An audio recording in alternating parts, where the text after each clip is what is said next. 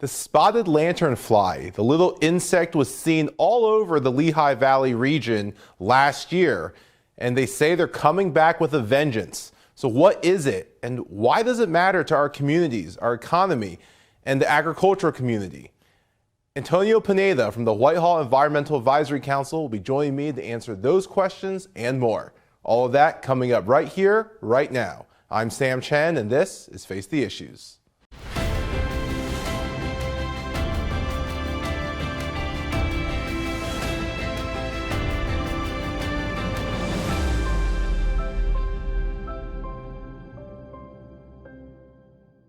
Good evening and welcome to Face the Issues. I'm Sam Chen. Thank you so much for joining us. The spotted lanternfly, this little insect, was seen all over the Lehigh Valley region and beyond last year. And if sources are right, they're going to be back with a vengeance this summer. But what is it and why should it matter to the community? I'm joined tonight by Antonio Pineda from the Whitehall Environmental Advisory Council to discuss those questions. Antonio, first, thanks so much for joining us and welcome to Face the Issues. Well, thank you for having me on, Sam. This is a very important issue that I think a lot of times people, they see a bug or, something that can affect them, but they don't realize the impact they can have. And I think this is a good way to show that. Absolutely. Well, thank you for being here. Quickly, just on your bio, you sit on the board for the Whitehall Environmental Advisory Council, and you have a background in environmental engineering, right? Yes. You completed your degree in environmental engineering from Columbia University. Yes. And you currently work for an engineering consulting firm as well. Let me ask you, just from the top, before we even get into the details of it, what is the spotted lanternfly? It's an insect that's native to southern China, Vietnam, and India. Very, very pretty insect, as a matter of fact. It's about an inch long, let's say half an inch to 3/4 of an inch wide. It's got a red underbelly. Its wings are whitish, off-white with black spots where it gets its name from. Okay. And it's a tree-hopping insect. As you can see, it has wings. It can fly, but doesn't use it very often. It hops from plant to plant, and it feeds on mostly trees. Okay. And so they call it the spotted lanternfly because of the spots on the wings. Yeah. And summarize for us, if you will, why this issue has come to the forefront. Kind of at the 30,000 foot level, what is the situation right now with the spotted lanternfly? Why is this issue come to light? Why is this such an important issue? Well, they came over they were first noticed in Pennsylvania in Berks County in 2014. They came over on a shipment of stones. They lay their eggs on flat surfaces.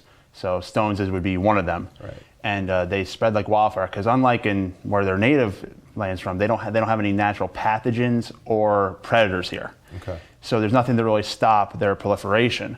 We're not the first group to experience this issue. South Korea in 2006 has been doing spotted lanternflies ever since. And the main problem with the spotted lanternfly is that they feed on fruit trees. They feed on hardwoods, hops. So basically a large part of the Pennsylvania economy. Right. And they don't leave the trees in a non-damaged state. Okay. And so we saw this invasion, for lack of a better term, last summer, kind of in force, right? They were all over the place. If experts are to believe they're coming back this year, and I mean you said something similar, right? That you believe that the lanternflies are going to come back and potentially stay unless we do something about them. Absolutely, I absolutely agree with that statement. They're spreading even more. The quarantine in the state of Pennsylvania is now at 13 counties, and they just keep adding new ones every year. They've been noticed in 3 counties in New Jersey now, a county in Virginia. And Delaware has, I believe, now set a quarantine on their state as well. Wow. The quarantine essentially is an area where traveling inside and out, you don't want to take them with you. They're telling people to be cautious of if they're bringing the spotted lanternfly with them because they will lay your eggs on your car. Oh, wow. And on multiple furniture objects as well. Anything that's smooth, vertical, they'll lay their eggs on. And the quarantine zone in Pennsylvania basically is that businesses in the area, if they transport out of the quarantine or in, they need to have a permit. And basically there's a course online that the state gives to tell people how to handle spotted lanternfly, make sure they're not transporting them in and out of the quarantine zone. So if anything, the problem's getting worse. Yes. Okay. As you can see, last year, there was a lot more than we saw the year previous. Yeah, let's get into more of the details about the spotted lanternfly and what it is. You said that they're not native to the United States, but they're from the South China area. And how did they get introduced into the United States? They were brought over in a shipment, they believe, in 2014 to Berks County of Stone from China. Okay. And since then, it's been wildfire with them. They enjoy one tree in particular. It's called the Tree of Heaven, which is also native to China, which is also an invasive species, which was brought here in around the 1780s. Okay. Brought here because they thought that it looked great lining the roads Sure. and everywhere. And it's called the Tree of Heaven because it grows at an alarming rate to a very alarming height, and it's resilient. It actually produces some type of biological toxin to prevent other plants from going near it. Okay. And it will grow along roadsides, and they've seen it in mine waste sites. Oh, wow. Mine piles. It's a resilient tree, Never and dies. it's hard to kill. Okay. And the spotted lanternfly feeds off of this tree? Yes, the spotted lanternfly really enjoys smooth bark trees. Okay. And the Tree of Heaven is one of them and has a large area, and there's many of them. What's the difference? I know there's a lot of talk when we talk about spotted lanternflies with the eggs and the nymphs. What's the difference between an adult and a nymph? How this, well, and even before that, how does one of our viewers identify a spotted lanternfly? And then how do they identify the adult? How do they identify the nymph? How do they identify the eggs? Well, the nymphs don't have wings yet. They're black and they're spotted, and they'll be seen on trees. And they go through 4 stages. Whereas as they go on, they essentially get bigger, and then the last stage they'll be red. They'll have a reddish hue for the underside of underneath the wings of when they're an adult. The eggs are sometimes hard to find. You have to be very observant because it basically looks like a splatter of mud on the side of a stone tree, and it's a cluster of a mud, and then over time it kind of dries out, and then the eggs hatch around early June. Yeah, that's my next question. What's the life cycle for the lanternfly, and when? Because we saw them all of last summer into the fall. Haven't seen them obviously through the winter. When can we expect to see them again, and what's that life cycle look like? They're a 1-year life cycle, so the adults will die in the winter. So their life cycle is typical of many insects. They lay their eggs in the late fall, late summer, fall. As you saw, you might see an adult lanternfly around in December, but there won't be many. Then they're gone. Their eggs will eventually hatch around late May, early June, and then they'll go through a nymph stage, and you'll see the adults starting in July, and we're going to see it again this year. And what you talked earlier about the spread of these, that you said at first it wasn't as bad. But now even the quarantine zone is growing, and you expect this to get worse. What's the reason for that? What's adding to the spread of this? Simple. They have no natural predator in the area. Most species in the area, and even all across the world, if you're natural to a habitat, you have natural predators. Sure. And something eats you, or a pathogen gets to you. And unfortunately for us, we have the perfect climate for them as well, that they really enjoy, and they enjoy the trees we have. Apples, grapes. They love grapevines, hops. It's a perfect storm. Let me ask you about that. So the trees, you said anything smooth, so smooth bark. They came on stones. Yeah. You're saying, and they'll even lay eggs on the vehicle, on cars, household outdoor furniture. Siding. What do they feed on, right? Because they're not going to feed on a car or siding. What's the food source for the lanternfly? Sap of trees. They don't go after the fruit itself. They go after the tree, and they leave weeping wounds where sap. Explain what a weeping wound is. It's where sap continues to bleed out, and they also leave a honeydew, honey substance on the trees as well, which also goes down to the bottom of the tree and attracts other insects and bugs to the tree as well. So it's kind of a compounding effect where other bugs, and it also can form a fungus on the tree, which can also damage the tree as well. And you also mentioned we're not the first country that they've been an invasive species to. Where else have we seen this, and what's happened in those countries? South Korea started to experience this around 2006. So they were before us, and they've been combating it for a while. When did it start here with us? 2014. Okay. So what's happened in South Korea in the last decade?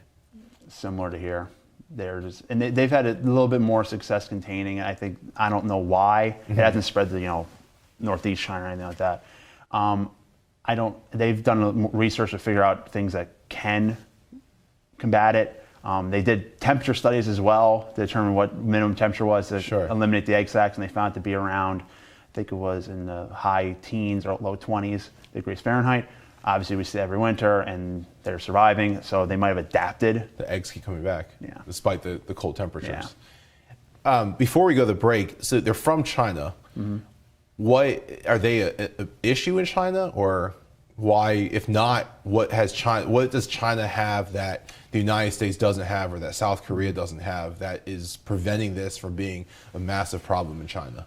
They're not an issue in China simply because they have natural predators and natural pathogens that eliminate them and control their population numbers. Okay, so they've been in China presumably for generations. Oh yeah. But China hasn't seen the same effects that Korea and the United States have. No. Okay. This is fascinating. Thank you for joining us, Antonio. Stay right here. We're going to go break, and we'll come back and address kind of what the problem is and what we can do about it. Don't go away. We're having this conversation about the spotted lanternfly with Antonio Pineda. We'll be right back after these messages.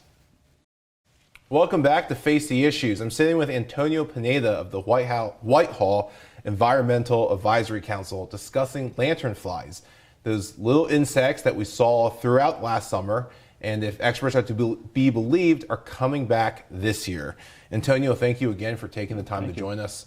You said at the start of the first segment, this is an incredibly important topic, and it's probably one that doesn't get enough attention. Why do you think that is? That might be a little more in depth than I'm used to. I'm a concerned citizen, not an expert, but I think it's mostly that you see the insect and you don't make the connection with the impact that it has on everything around you, and it's such a small thing. Yeah. But the magnitude of it, and I'm sure people have noticed because it's such a nuisance, and there's so many. I went to an event in downtown Allentown last summer, and they were everywhere. Yeah. Just everywhere, and there's nothing really trees-wise for them to really feed on there, but they're so widespread. And I think most people are aware of what they are and that they are a nuisance, but I don't know if a ton of people know why or the impact that they can have. Sure. That's a good point. We tend to react to things that are nuisances, but without knowing what problems they could cause or the potential depth of the impact, we're often not going to be called to action to do anything about them. Let's talk about that impact, because for you these things there's a larger impact than the public might know about.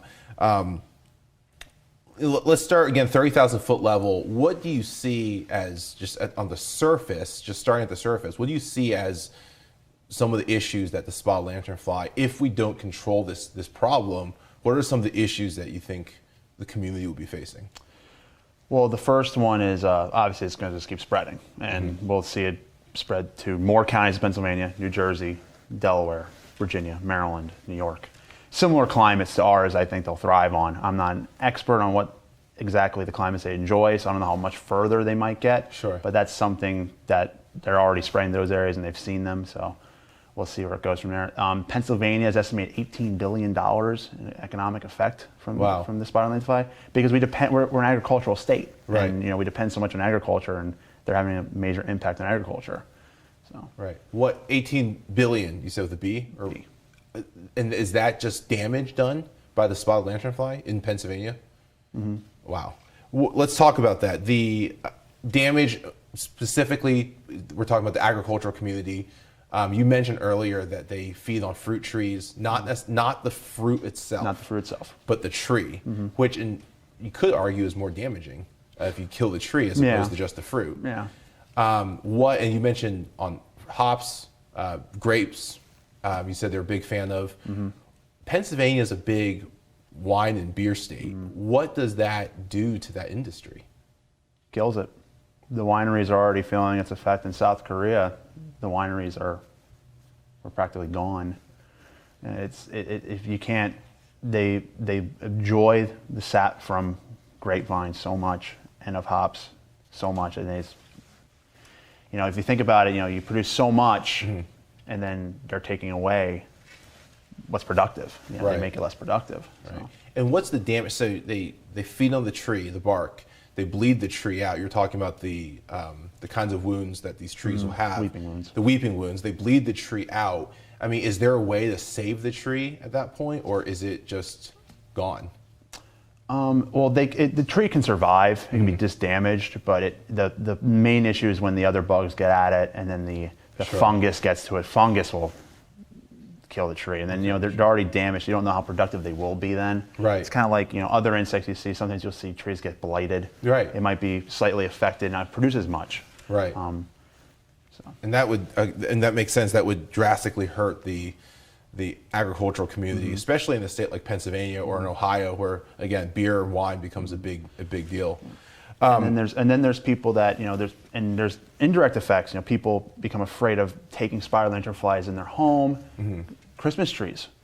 People had a big fear of buying Christmas trees this past Christmas season. Even the Penn State Extension actually put out on their website that you shouldn't be that afraid of it, and it's a renewable resource. It provides a lot to our economy to sell us Christmas trees. And if you do bring spotted lanternflies in your home, they'll just die. They have nowhere to feed then. So that was, and there was a lot of people, even I know personally, that went and bought artificial trees just because they didn't want to bring a spotted lanternfly in their house. So it's not just, I mean, with the hops, with the grapes, with the fruit trees, that makes sense. They're feeding off the tree. In that sense, it impacts the community, impacts the economy.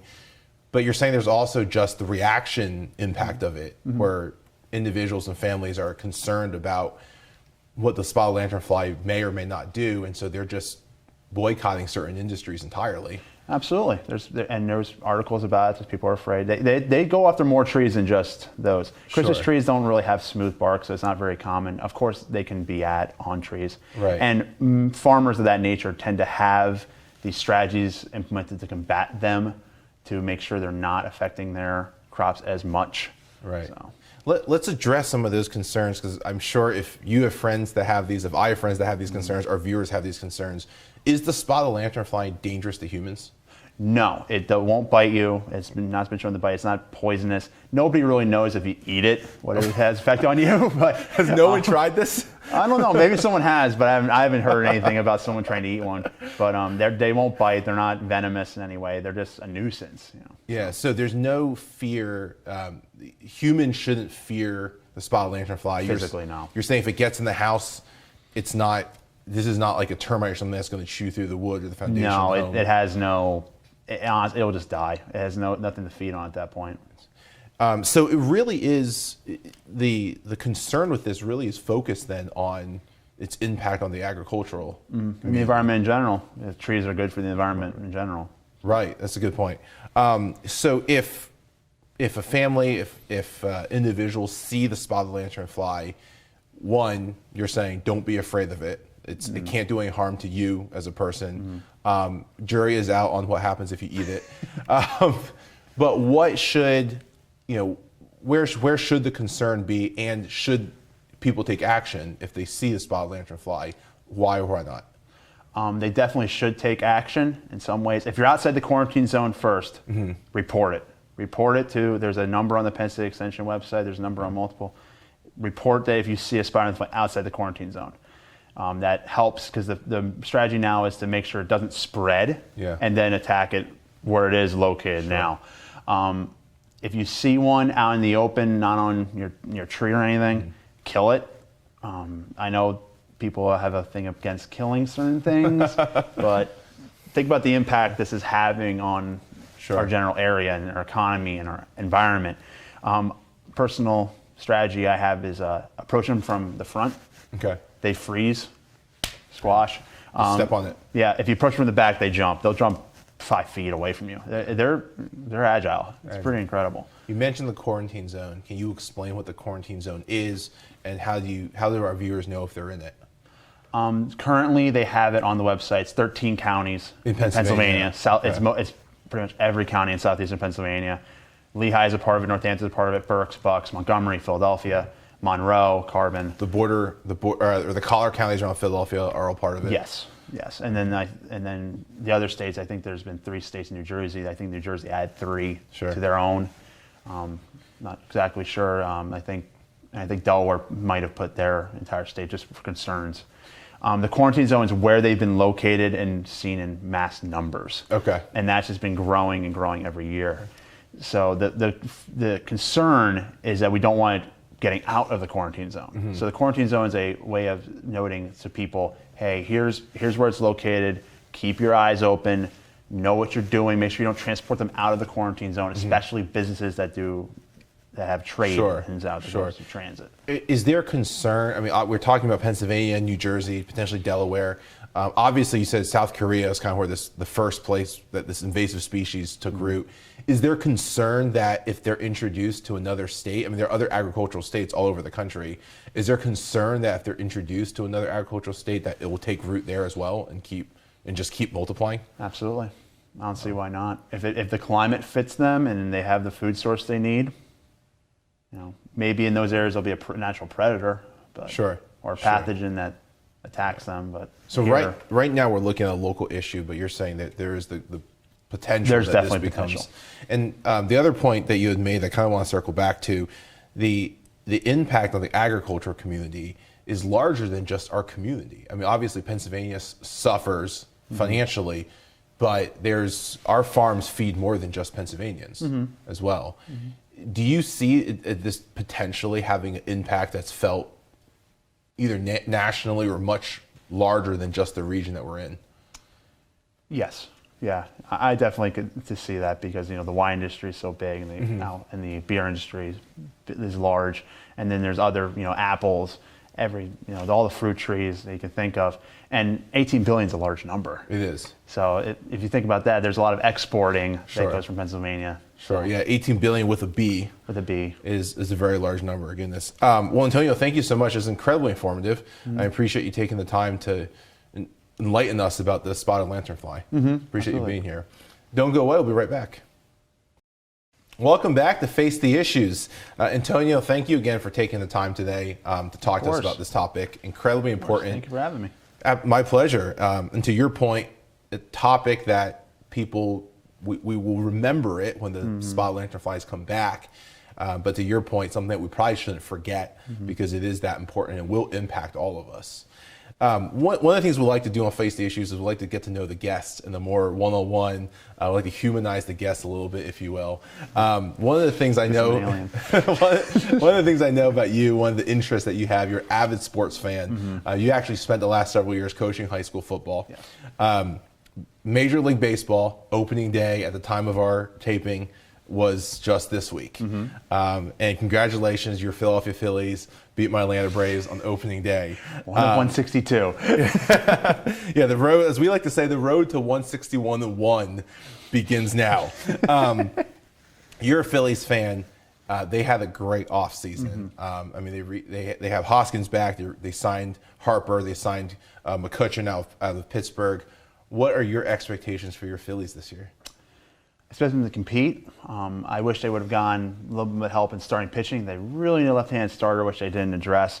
But they went out and said, we're going to spend money maybe in a stupid way. And some ways they probably did. But they went out and they actually were willing to spend it. There's some franchises that aren't willing. You're an Indians fan, which is one franchise that is a little bit more tight-knit with their money, for better or worse. That can also benefit you in some ways. I expect them to compete. I'd like to see a division title, but I don't know if I'm willing to make that leap yet. I think they do need some pitching help, and they are young in some areas. Sure. Although they do have some good pitchers with Aaron Nola on the mound. Did very, very well opening day. Are you excited about their offseason? Are you a fan of bringing in Bryce Harper and Andrew McCutchen?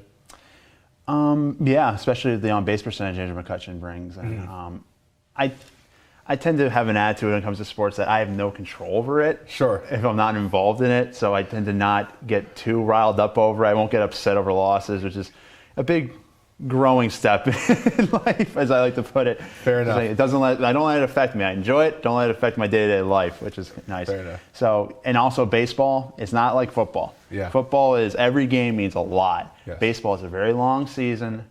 and I'll take it 1 month at a time, 1 week at a time. So, Yeah, absolutely. Opening day is the first step of a marathon, not a sprint. So I know you try not to let it affect you. As you said, neither you nor I have any control over what happens, but let's have some fun with it. We are 1 game into the 2019 season. Who do you think makes it to the World Series? And then who do you think wins it all? 1 game in the 162 game season, I have to make predictions. I guess that's what people get paid for, sports networks. Yeah. Though, and if you're right, well, I'll call ESPN for you. I'm gonna go on a limb here. I'm gonna say I really like the Milwaukee Brewers. Okay. I like how they're run. I like how they're managed. They tend to do more of an analytic thing, but they combine, a little bit the old school flavor. I liked how they had they just went with there was no starters at the end of their season last year. It was an interesting strategy, and I liked it. A lot of talent on that team, a lot of energy. I also, in the American League, this is the one I'm going to go on a real. I'm going to say the Astros make it again. Okay.